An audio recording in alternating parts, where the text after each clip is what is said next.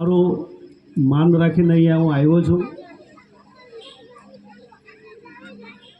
અહીંયા મા અંબા માતાનું મંદિર બનાવવા માટે એક તમે વિચાર કર્યો છે અને એના આધારે એક આ તમાશા પાર્ટીની એક શરૂઆત છે।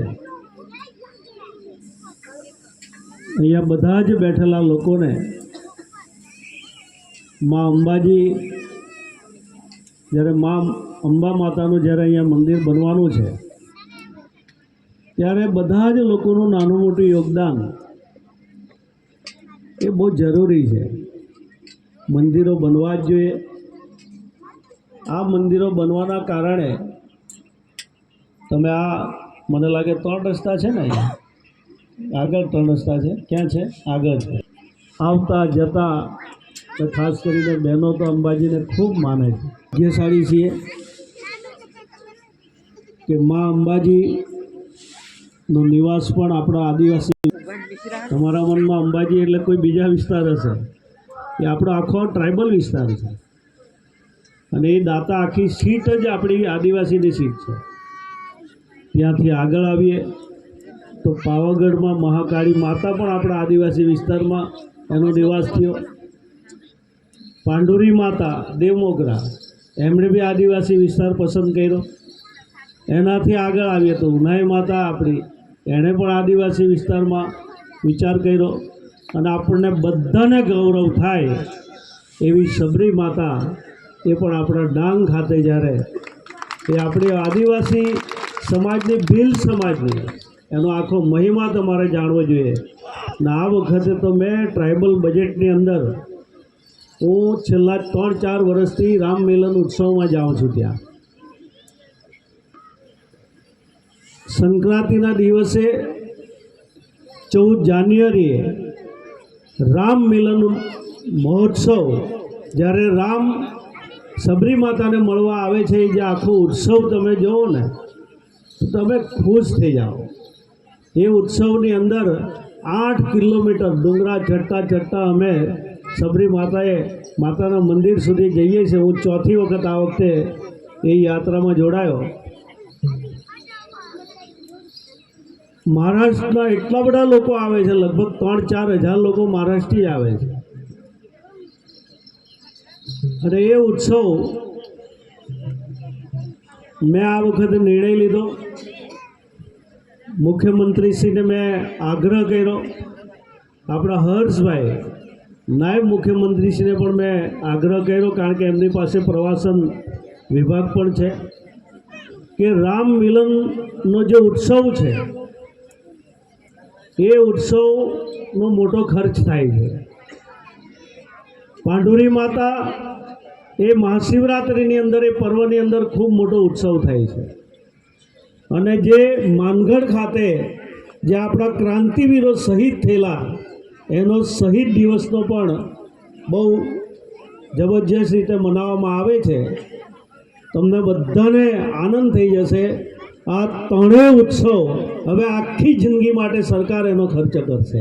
આપણે આખી એની વ્યવસ્થા કરી નાખીએ, કારણ કે એ બધી વસ્તુ આપણી બહુ જરૂરી છે કે આ વસ્તુ આપણે નહીં સાચવીશું તો નવી પેઢીની અંદર મિત્રો ધીરે ધીરે જે આપણી હિન્દુ સંસ્કૃતિ છે, આપણી જે પ્રકૃતિ પૂજક તરીકે આપણી ઓળખ છે આદિવાસી સમાજની, આપણે દેવ દેવતાઓને વર્ષોથી આપણા વડીલો જે રીતે, તમે ભલે ને પથ્થર હોય તો પથ્થર, પણ એને દેવ સમજીને વર્ષો સુધી આપણા વડીલોએ એકદમ શ્રદ્ધાથી પૂજા પાઠ, આપણે તો કેટલું બધું, તમે તો સૌથી વધારે કુકણા સમાજના લોકો તો માનનારા લોકો છે કે નવું ભાત કે નવું કંઈ પણ અનાજ કે ધાન્ય પાકે જ્યાં સુધી તમારા માવલી માતા હોય કે કનશ્રી માતા હોય કે જે પણ હોય એ ત્યાં એની કોઈ પણ પ્રકારની નાની મોટી વિધિ નહીં થાય ત્યાં સુધી તો તમે નવું વાપરતા નથી।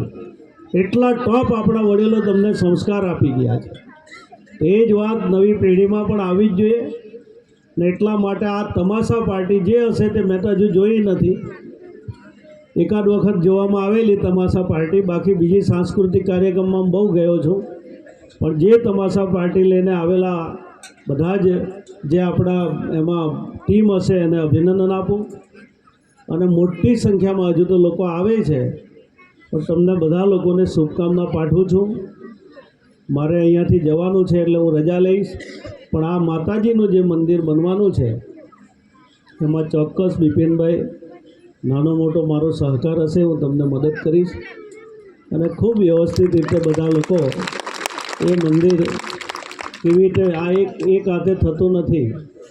સૌરાષ્ટ્ર ઉત્તર ગુજરાતના લોકો એકલો જ માણસ મંદિર બનાવી કાઢે, પણ આપણી પરિસ્થિતિ એવી છે કે આપણે બધું ટીપે ટીપે કરવું પડે. આપણી પરિસ્થિતિ જ એવી છે. બાકી ત્યાં તો એવા ભવ્ય મંદિરો બનાવી કાઢે કે ત્યાંના લોકો ધનાઢ્ય બી છે. એના કારણે મંદિર પર મંદિર આપણને જોવા મળે. જ્યારે આપણને એક મંદિર બનાવવું હોય તો એ પસીનો નીકળી જાય. પણ અહીંયા બધા જ બેઠેલા લોકોને વિનંતી છે કે આ માનું એક મંદિર બનવાનું હોય ત્યારે ચોક્કસ રીતે બધા સહકાર આપજો. અહીંયાના આયોજકોનું જે આયોજન છે એમાં એ લોકોને 100% સફળતા મળશે જ. માં અંબાજીની પણ કૃપા થશે એવો મને પૂરો વિશ્વાસ છે. ફરીવાર મને અહીંયા બોલાવીને મારું સન્માન થયું. ધન્યવાદ. નવી પેઢીને ખૂબ સારું ભણાવજો, ગુણવત્તા સાથે ભણાવજો. બાળક ભણે છે તો ખાલી ભણ્યા કરે એવી એ નહીં ચાલશે. સમયને ધ્યાનમાં રાખીને એની પાછળ કાળજી રાખીને ભણાવજો. છેલ્લી એક વાત કરી જાઉં છું કે આપણી દીકરીઓ જે ભણે છે એની કોઈ આવક મર્યાદા નથી, એટલા માટે એ જેટલું ભણે એટલું સરકાર મદદ કરે. અહીંયા તો બધા આદિવાસી લોકો જ છે એટલે તમને મને કહેવામાં હું જરા અચકાતો નથી. એક આદિવાસી દીકરીની મેં ફી ચૂકવી ને, એ સુપર સ્પેશિયાલિસ્ટ મેડિકલની અંદર અભ્યાસ કરતી હતી. એ સુપર સ્પેશિયાલિસ્ટ ડૉક્ટર બનતી હતી. એની ફી કેટલી છે? 1 કરોડ રૂપિયા. 1 કરોડ રૂપિયા બી આપણી સરકાર ચૂકવે છે. એટલે 6 લાખથી લઈને 40 લાખ સુધીની ફી બહુ ચૂકવીએ છીએ આપણે. પીજીની અંદર ગાયનેક ડૉક્ટર બને તો 40 લાખ સુધી ફી છે. એમડી ફિઝિશિયન બને, એમડી મેડિસિન બને, રેડિયોલોજીસ્ટ બને, ભલે જે હોય તે પીજીની અંદર જેવી ફી હોય એ દીકરીઓ માટે કોઈ મર્યાદા નહીં હતી. પણ હું આજે તમને એક બીજી વાત કરું છું કે દીકરીઓ તો ખૂબ ભણી ચાલી, પણ દીકરાઓ પાછળ પડી ચાલ્યા. અને દીકરાઓ પાછળ પડી જવાના કારણે લગભગ મેં સતીમાળ સ્કૂલની અંદર કહ્યું બી હશે, 1,44,000 દીકરીઓ ઉચ્ચ અભ્યાસ કરે છે. એની સામે 1,18,000થી થોડા ઘણા વધારે છોકરાઓ અભ્યાસ કરે છે. એનો અર્થ એ થાય કે કેટલો મોટો ગેપ એ આવનારા દિવસોમાં સમાજને પણ નુકસાન કરી શકે. એટલે આ વખતે આપણી સરકારે જે દીકરાઓની જે 2.5 લાખ આવક મર્યાદા હતી એ હવે 6 લાખ કરી દીધી. એટલે હવે છોકરાઓને પણ ભણવામાં તકલીફ નહીં પડશે. એટલે છોકરાઓને ખૂબ સારી રીતે બધા ભણાવજો. આવો પિયુષભાઈ. તો ફરીવાર બધા લોકોનો આભાર, ધન્યવાદ.